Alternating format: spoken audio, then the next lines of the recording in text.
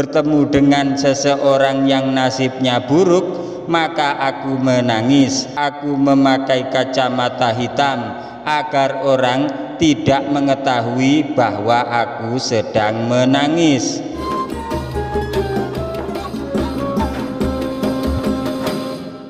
Assalamualaikum warahmatullahi wabarakatuh. Alhamdulillah, wassalatu wassalamu ala rasulillah. Amma ba'du, inda dzikri sholihin tanzilur rahmah. Ketika orang-orang soleh dikenang, maka akan menurunkan rahmat Allah subhanahu wa ta'ala. Semoga bersamaan dengan turunnya rahmat Allah ini, hajat-hajat kita, doa-doa kita dikabulkan oleh Allah subhanahu wa ta'ala, rezeki kita dilimpah ruahkan, dan kita semua selamat sukses dunia akhirat, amin ya rabbal alamin. Jamaah channel cerita pesantren yang dirahmati Allah, diceritakan suatu hari Gusmi dengan diikuti Gus Farid, putra dari Kiai Haji Ahmad Siddiq yang sering menemani jalan Gusmi, masuk ke sebuah tempat hiburan malam. Di tempat itu orang-orang suka dugem dan mengkonsumsi minuman keras.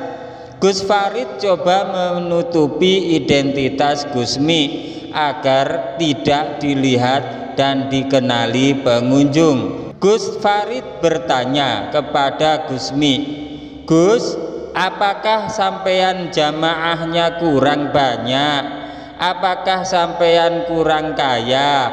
Kok masuk tempat seperti ini, tempat diskotik?" Gusmi menjawab, "Biar nama saya cemar di mata manusia, tetapi tenar di mata Allah. Apakah arti sebuah nama? Paling mentok nama Gusmi hancur di mata umat. Semua orang yang di tempat ini, di diskotik ini, juga menginginkan surga. Bukan hanya kaum santri dan bersarung saja yang menginginkan surga, tetapi siapa yang berani masuk ke tempat seperti ini? Kiai mana yang mau masuk ke tempat-tempat seperti ini?" Kata beliau Gusmi. Jamaah channel cerita pesantren yang dirahmati Allah, cerita lainnya adalah ketika Gusmi baru bisa merangkak. Saat itu ibu beliau membawa ke dalam hutan untuk mengumpul. Bayi Gusmi ditinggalkan sendirian di sisi kebun. Tiba-tiba dari semak belukar muncul seekor harimau.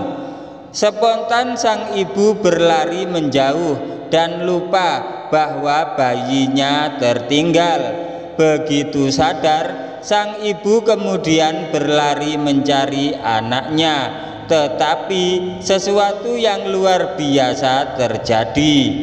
Waktu itu ibu Gusmi melihat harimau itu duduk terpaku di depan sang bayi sambil menjilati kuku-kukunya seolah menjaga sang bayi. Gusmi selain dikenal sebagai seorang ulama besar, juga dikenal sebagai orang yang nyeleneh, lebih menyukai dakwah di tempat maksiat seperti diskotik atau klub malam.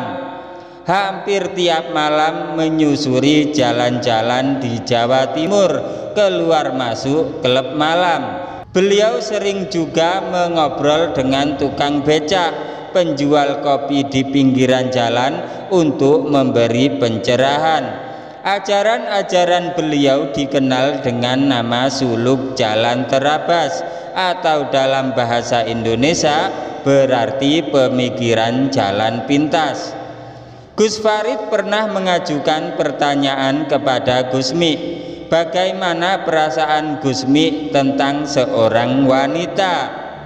Gusmi menjawab, "Aku setiap kali bertemu wanita, walaupun secantik apapun dia, dalam pandangan mataku yang terlihat hanya darah dan tulang saja. Jadi jalan untuk syahwat tidak ada. Kata beliau Gusmi, jika sedang jalan-jalan atau keluar, Gusmi seringkali mengenakan celana jeans dan kaos oblong. Tidak lupa mengenakan kacamata hitam lantaran beliau sering menangis jika melihat seseorang yang masa depannya suram dan tidak beruntung di akhirat kelak. Gusmi mengatakan, apabila aku bertemu orang di jalan atau tamu, aku diberi pengetahuan tentang perjalanan hidupnya sampai mati. Apabila aku bertemu dengan seseorang yang nasibnya buruk, maka aku menangis. Maka aku memakai kacamata hitam agar orang tidak mengetahui bahwa aku sedang menangis. Jamaah channel Cerita Pesantren yang dirahmati Allah, demikianlah cerita karomah Gusmi, dakwah di diskotik, dan waktu bayi beliau ditemani harimau. Semoga cerita ini bermanfaat bagi kehidupan agama kita di dunia maupun akhirat. Jangan lupa like, komen, subscribe, dan share, bagikan karena cerita ini sangat bermanfaat. Wabillahi taufik wal hidayah, waridha wal inayah. Wassalamualaikum warahmatullahi wabarakatuh.